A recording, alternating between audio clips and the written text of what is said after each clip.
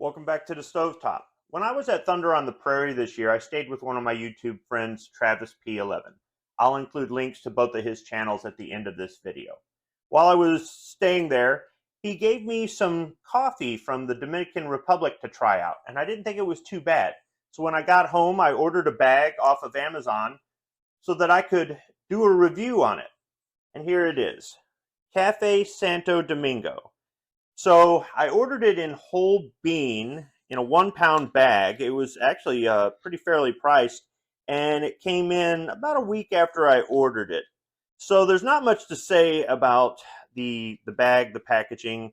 It looks all crinkled up, and I think that's because it was in an airplane. When I brought coffee back from Hawaii, the same thing happened to the bag. It just kind of vacuum formed around the bean. So I'm okay with that. So there isn't really a whole lot of information on the bag. There's directions on how to brew the coffee in 3 languages on one side. On the back, there is some information about the company, but not all of it is in English. The highest quality standards, honored that Cafe Santo Domingo is a cherished part of daily Dominican life and called my coffee. Okay, sure, whatever. And there is a UPC code here at the bottom with expiration date. It says ED, but there's an expiration date on there. Also on the other side, at the very top, there's an expiration date, and that's April 2026, and it's June of 2024. So this coffee has got a long shelf life. And then there's just the address for the company, and then I guess the parent company, it's called Induban, that I guess makes this coffee or that sort of thing. I went to the website, which I'll include a link to, but there really wasn't a lot of information. As a matter of fact, the only reason I know this is a medium roast is because it said it on the Amazon website. I'll also include a link to Amazon if you wanted to order this, try it out for yourself. Now, Travis had the same thing, but it was in a red bag instead of a brown bag, or there's brown here at the top. The rest of the bag is white, but and I believe the red is just ground, whereas the brown is whole bean. Otherwise, I think they're both medium roasts. So there really isn't a whole lot else I could say about this other than let me get some scissors and open it up. So there is a clear plastic seal up here, just some tape holding it.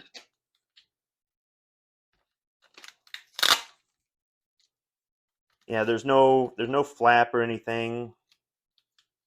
Oh, see, it hissed. There we go. Yeah, there's no flap or reclosable seal that I can see. So I'll just cut a little notch here and open up one corner of the bag. Okay, so from what I can tell there, the beans look, you know what? Oh, I can't bring the grinder over here because the new grinder has a short cord. I was going to say, I'll just put them in the grinder. Or here, I can put them in a bowl. See these a little bit better. Yeah, there's a few of these beans have some oil on them, but for the most part, they look kind of dry. And I haven't had great results with the dry looking beans. I'm not saying they always turn out bad, but I've noticed that if the beans are more oily than dry, it's usually better coffee.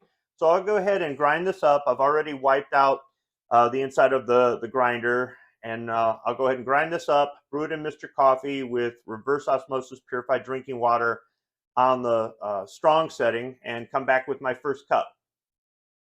All right, I'm back. Let me go ahead and pour the first cup. Kind of a medium to dark color.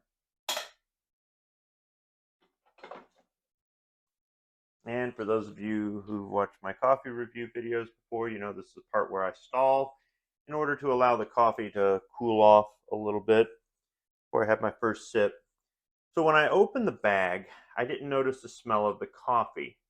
But when I put it in the grinder, I could, and it was a pretty good coffee smell. The kind of smell that you would like when you come down to the kitchen in the morning for your first cup. That sort of coffee smell. I didn't get any smell off of the coffee while it was brewing. Let me go ahead and do the smell test on the coffee in the mug. Yeah, it's there. It's not really that strong. I mean, for those of you who don't know, I have a poor sense of smell. So if I can smell the coffee beans, that's usually a really good thing. Yeah, I can smell it if I put my nose into the bag there a little bit. But that's something I look for in a coffee. I would like to have that smell to say, hey, it's coffee time, that sort of thing. Another thing is that on the website, which if I didn't already say, I think I did, I'll include a link to in the description section below. It did have a information there for how to grind it, and it said that for an automatic drip coffee maker like Mr. Coffee, to do a medium grind, and that's exactly what I did. I filled the basket about 2/3 the way with grounds. I didn't rinse the filter or anything like that. So also on that website, the description is that it has a complex aroma of or a complex aroma between hazelnuts, caramel, and vanilla. All right, once again, we'll do the smell test. No, I'm not getting any of that.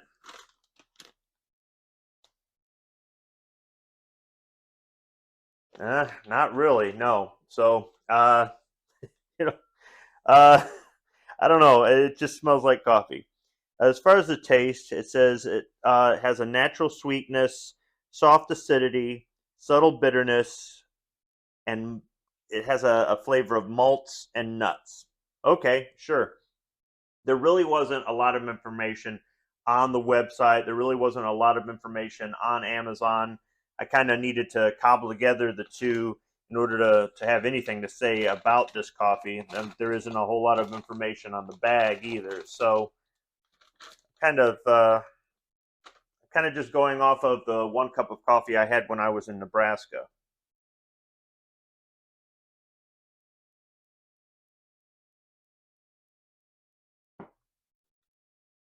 Okay, I took a really small sip, and I am getting the hazelnut. It's something that I don't really care for.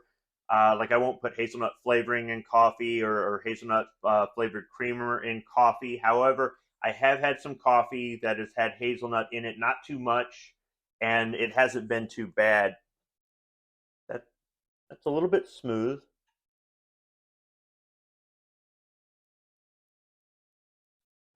Okay, the subtle bitterness is there, and I've talked about certain coffees where I could taste that it had some bitterness as an aftertaste, or it's kind of there as I'm taking my sip, but it's not that harsh bitterness that's kind of just really nasty. It's just that regular coffee bitterness. And I didn't never thought about using the word subtle, but actually subtle bitterness is a really good way to just say that.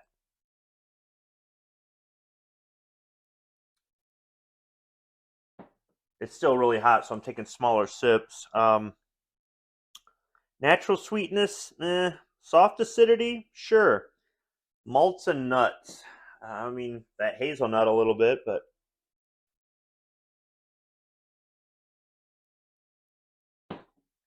all right. So I'm going to have a few cups, come back and give you my final thoughts. But my initial impressions are this isn't a bad cup of coffee. It tastes like what I had in Nebraska. As far as it's smooth, it's not really rich, it's not bold, but it's smooth, and soft acidity and subtle bitterness is a really good way to describe it. So I'll be back with my final thoughts. All right, I'm on cup number 4 and take number 8 for the ending for this video. That has been way too long anyhow, but who cares? It's my channel. I'll do what I want. So I let the coffee cool down till it got lukewarm, and it did get a lot more bitter, but it's still that subtle bitterness. And I noticed as I had more coffee, that subtle bitterness kind of complemented the hazelnut, which is not too strong. Strong enough for me to notice it, but not just, purely a hazelnut flavored coffee. This is coffee flavored coffee. I would describe this coffee as the kind of coffee I would expect if I went to a small family restaurant and ordered coffee with my breakfast. That's what I would expect. So the subtle bitterness might might not appeal to some people, but I actually kind of liked it in this coffee. Now, really the only complaints I have about the coffee are with the bag. It would be nice if it had some reclosable seal. I just put this chip clip that we got from Caesar's Palace on there.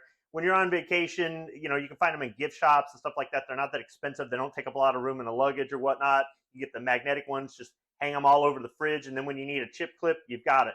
So I put that on there. On the other hand, the coffee is fairly inexpensive. It is about half the price or less than most of the 1 pound bags of whole bean coffee that I've ordered off the internet or picked up when I've traveled out of state in the past 2 years. So with that lower price, it's kind of hard to complain, or really, I don't really have a leg to stand on when I'm complaining about it not having a reclosable seal. So that is one complaint. The other complaint is that the beans aren't oily. Now, typically, I'll complain about beans not being oily or beans being too dry because they'll turn to powder in the grinder. They didn't. So I'm having even less of a leg to stand on with this complaint. But the beans ground up really well for dry beans. But I think if they were oily, this would have a rich taste. It doesn't. It's smooth. The subtle bitterness complements the hazelnut. I mean, this is just, overall, it's good coffee. It's better than Folgers or Maxwell House. But if it had that rich taste to it, I think that would complete it. And I think if the beans were oily, that would do it. In which case, I'd be willing to pay more for this coffee. So if you're trying to expand your palate and you want to get a whole bean coffee and grind it up and kind of mess around with this the way I've been doing for the past couple of years, this has been a lot of fun to make these videos and to find other coffees out there that I like. I've got some go-to brands, and I can always just go back and watch my own video to find out if I liked it or not, if I want to order it. But if you're looking to do that sort of thing, you want to get away from the grocery store coffees and that sort of thing, I think this would be a good entry-level coffee. If you like a medium roast and you like a coffee that is coffee flavored, right? This is the sort of thing that I would recommend somebody to start off with, especially for the price and the fact that it shipped from Amazon in a little bit less than a week, I think it was. So those are my final thoughts on Café Santo Domingo medium roast coffee from the Dominican Republic. Thanks for watching.